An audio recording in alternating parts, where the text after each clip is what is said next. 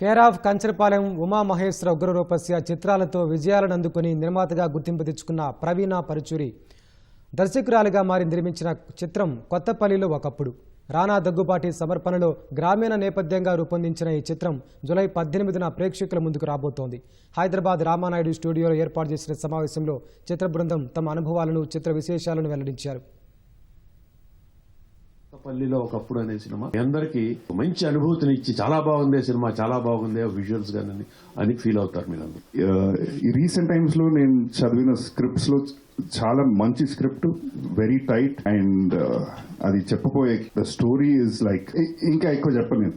మీరు సినిమా చూడండి. The concepts that the film handles is not been touched by many before.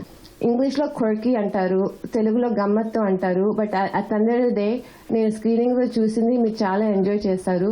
First half తప్పకుండా హ్యాపీగా నవ్వుతో funny Satti Ramakrishna వేషాలతో చాలా ఈజీగా వెళ్ళిపోతుంది. సెకండ్ హాఫ్ న్యాచురలీ నా స్టైల్ లాగా కొంచెం సెన్సిబిలిటీ, కొన్ని కాన్సెప్ట్స్ ఉంటే ఇంటికి వెళ్ళేటప్పుడు అది కొంచెం మీరు ఆలోచిస్తారని నాకు నమ్మకం.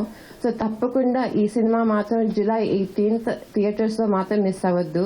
ఒక కొత్త ఆర్టిస్ట్ కి ఇంతమంది సపోర్ట్ చేసి ఒక సినిమాని థియేటర్కి తీసుకొస్తున్నారంటే అది మామూలు విషయం కాదు.